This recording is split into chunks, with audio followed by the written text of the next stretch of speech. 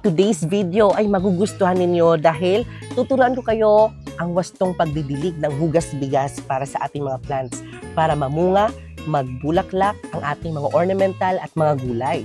Pero sa wastong paraan. Tara, samahan niyo ako sa video na ito. So, sa video na ito of fertilizer ng ating mga plants ay isi-share ko sa inyo ang hugas bigas na magandang fertilizer sa ating mga halaman. So, meron po tayong bigas at tubig dahil magdidilig po tayo ngayon ng ating water-rice fertilizer, itinatawag na liquid fertilizer para sa ating mga ornamental at mga vegetable plants. Pero alam niyo ba, meron palang wastong pagdidilig sa ating mga hugas bigas. So, ang ating hugas bigas kasi ay meron siyang acidic at protein, vitamin para sa ating mga plants para mapag-grow, mapabulaklak ang mga ating plants katulad ng mga orchids. Alam naman natin mga ka-jungle, ang hugas bigas ay isang tradisyonal na pandilig sa ating mga plants, yung mga lolo natin.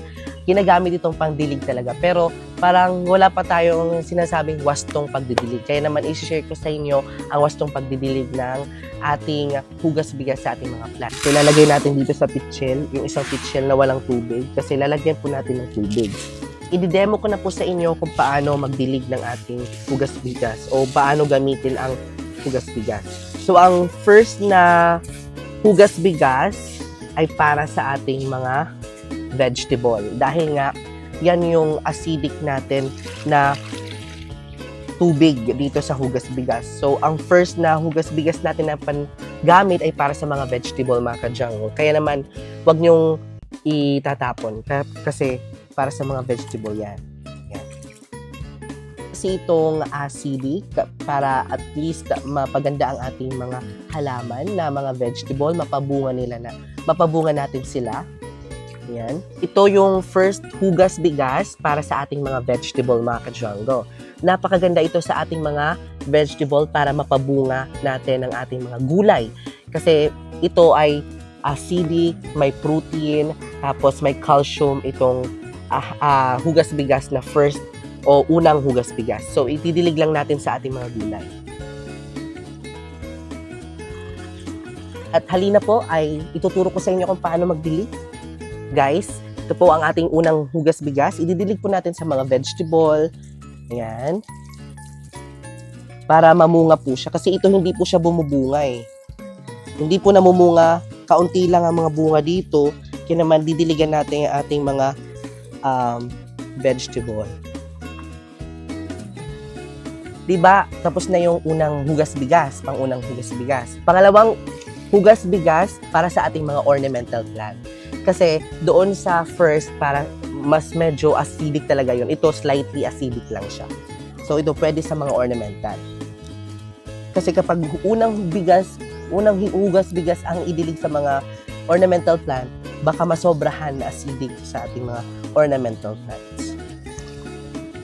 Actually, wag nyo pong itatapon ang inyong mga hinugasan na mga bigas, yung tubig niya, kasi pwede din maging fertilizer. Pwede nyo din ipanghilamos sa inyong mga muka para maging maganda ang inyong mga muka kasi may benefits din po ito. Tapos, ang kinaganda dito, all-in-one na. Hindi lang sa muka, hindi lang sa halaman, pati sa buhok nagpapaganda din po. So, pangalawang hugas bigas, mga ka-jungle, para sa ating mga ornamental plant o doon sa mga orchids. Kasi slightly lang siya na acidic. Yung unang hugas bigas kasi, parang acidic talaga para sa mga vegetable. Yun. So, hindi pa po siya namumulaklak, pero hugasan natin ng pangalawang hugas bigas para mamulaklak po siya. Ayan. Dito po natin hugasan sa may bandang ugat, wag po dito sa kanyang dahon. Sa bandang ugat lang. Tsaka ito din po. Ayan. Para mamulaklak po sila. Ayan. Tapos, meron pa akong orchids dito na hindi namumulaklak. Guys, ito tingnan nyo naman. May mga bagong dahon, pero hindi pa siya namumulaklak. Try natin i-dilig yung ating pangalawang hugas bigas para mamulaklak po siya.